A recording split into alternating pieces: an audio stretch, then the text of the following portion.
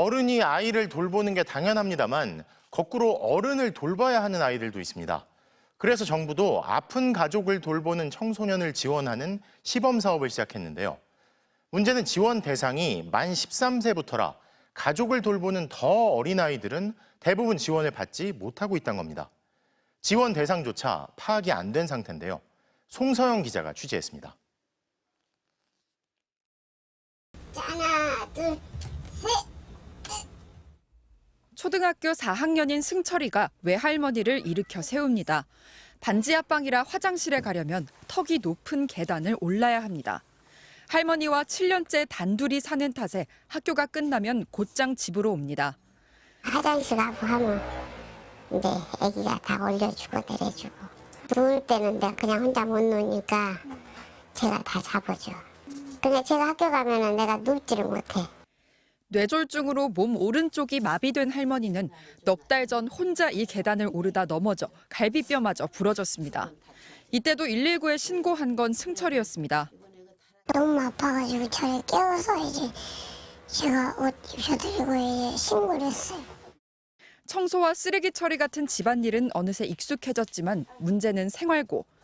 할머니가 미싱 일로 벌던 하루 2만 원 수입도 끊긴 겁니다. 다행히 승철이를 지켜봐온 구청 직원이 민간복지재단에 도움을 요청했고 서울시의 돌봄 지원금을 받아 밀린 월세 등을 겨우 해결했습니다. 하지만 가족 돌봄에 내몰린 어린이들이 스스로 도움을 요청하긴 어렵습니다. 예전에 뭐 보험 들러 갔는데 뭐 어디 여기로 가라 저기로 가라. 근데 여기가 아니고 저기로 또 계단 올라가라 또 내려가라고. 실제로 지난해 8월부터 올해 6월까지 서울시에서 지원을 받은 13살 미만 어린이는 2명뿐이었습니다. 그나마 서울은 9살 이상부터 대상이지만 충북과 전북 등 5개 시도는 13살이 넘어야 지원을 받을 수 있습니다. 미성년자인 아동 청소년들이 성인의 법정 대리인이 될 수가 없잖아요. 필요한 서류들이나 작성해야 되는 내용들이 너무 많다 보니까 그 과정상에 조금 지쳐서 이런 것들을 포기하게 되는 경우가 있고. 한 민간복지재단의 조사 결과 가족을 돌보는 미성년자 중 23%가 초등학생으로 파악됐지만 정부는 정확한 실태를 모르고 있습니다.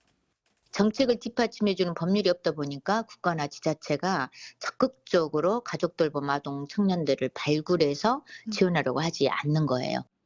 정부는 지난해 이미 지원을 확대하겠다고 했지만 조규홍 복지부 장관은 올해 국정감사에서도 같은 말을 되풀이했습니다. MBC 뉴스 송서영입니다.